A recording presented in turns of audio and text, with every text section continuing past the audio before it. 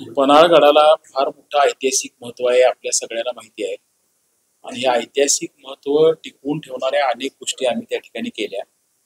परंतु पन्हाळ्यावर येत असणाऱ्या पर्यटकांना अजून आपल्याला पन्हाळ्याचा इतिहास जास्त चांगल्या पद्धतीने दाखवता यावा, असं 21व्या शतकाला साजेल असं एखादं काम आपल्याला उभा करता यावं, असा एक विचार आमच्या मनामध्ये होता.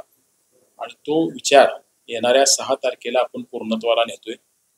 आणि 6 मार्च हा सुद्धा प्रामुख्यानं पन्हाळ्याचा विजय दिन म्हणून त्या ठिकाणी साजरा केला जातो. म्हणजे पन्हाळगड स्वराज्यात येणं ही गोष्ट एवढी महत्वाची होती की ज्या वेळेला पन्हाळगड जिंकल्यानंतर महाराज या ठिकाणी आले, त्यावेळेला सोन्याची फुलं उधळून खरं तर त्यांचं स्वागत त्या ठिकाणी केलं गेलं.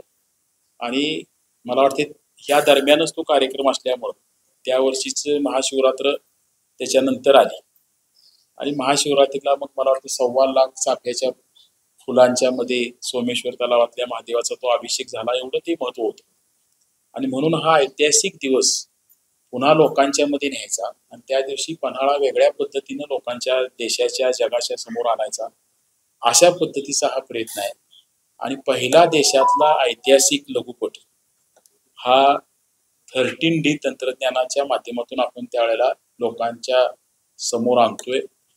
मला नक्की सांगता येणार नाही, पण मला असं वाटते की पन्हाळ्यावर म्हणजे मुख्यमंत्र्यांचा जाहीर कार्यक्रम सुद्धा हा कदाचित पहिला असेल. म्हणजे फार माझ्या काळात तरी या 50 वर्षात तरी कुठला कार्यक्रम मला डोळ्यासमोर नाही येतात. त्याच्या अगोदर मग यशवंतराव चव्हाणांचा वगैरे काही कार्यक्रम पूर्वी झाला असला तर जुन्या लोकांना माहिती असेल. फार म्हणजे जुन्या काळातला, म्हणजे ह्या अलीकडच्या काळात मुख्यमंत्री सुद्धा पन्हाळ्याला कार्यक्रमाच्या निमित्तानं पहिल्यांदा येत आहे. एक चांगला कार्यक्रम आपण त्या ठिकाणी नियोजित केलाय. आणि एक वेगळं पण आहे, जे फक्त पन्हाळा नाही, कोल्हापूर नाही, तर सगळ्या महाराष्ट्राच्या ऐतिहासिक परंपरेला जगासमोर देशासमोर नेणारं असं काम आपण लोकांच्या समोर ह्या दिवशी आणतो. देशातील पहिलं 13D थिएटर कोल्हापुरातल्या पन्हाळगडावरती साकारण्यात आलेलं आहे आणि 6 तारखेला मुख्यमंत्री देवेंद्र फडणवीस यांच्या उपस्थितीमध्ये याचा लोकार्पण सोहळा होणार आहे. आमदार विनय कोरे यांच्या संकल्पनेतून हे 13D थिएटर आहे ते उभा करण्यात आले आणि यामध्ये पन्हाळगडाचं जे शौर्य आहे त्याची माहिती आहे ती या चित्रपटाच्या माध्यमातून दिली जाणार आहे. आणि त्याच निमित्तानं संपूर्ण पन्हाळगडाला आकर्षक रोषणाई आहे ती करण्यात आलेली आहे.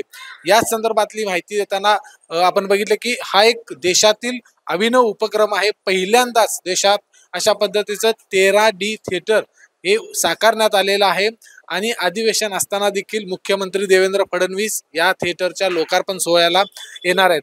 कारण हा जो शौर्य आहे हा शौर्य 13D या माध्यमातून बघणं ही वेगळी गोष्ट आहे. आणि त्याचा जो अनुभव आहे तो सगळे कोल्हापूरकर असतील किंवा पन्हाळगडावरती येणारे जे पर्यटक असतील ते या ठिकाणी शिवभक्त आहेत ते घेतले जाणार आहेत. 13 मार्च 1673ला कोंडाजी फर्जंद यांनी अवघ्या 60 मावळ्यांसह पन्हाळगड जिंकून पुन्हा स्वराज्यामध्ये आणला. आणि त्यानंतर आपल्याला संपूर्ण इतिहास माहित आहे. आणि याच पन्हाळगडाला आता पूर्णपणे आकर्षक अशी रोषणाई करण्यात आलेली आहे. पहिल्यांदाच संपूर्ण पन्हाळगडाला रोषणाई केलेली आहे. त्यामुळे 6 तारखेचा जो कार्यक्रम आहे त्या कार्यक्रमाला जवळपास मुख्यमंत्री असतील, त्याचबरोबर इथले पालकमंत्री आहेत, शंभूराज देसाई असतील, हसन मुश्रीफ असतील, हे सगळे मंत्री या कार्यक्रमाला उपस्थित राहणार. आणि देशातला एक वेगळा उपक्रम आहे तो या ठिकाणी पन्हाळगडावरती पाहायला मिळतोय. विजय केसरकर, एबीपी माझा, कोल्हापूर. एबीपी माझा, उघडा डोळे बघा नीट.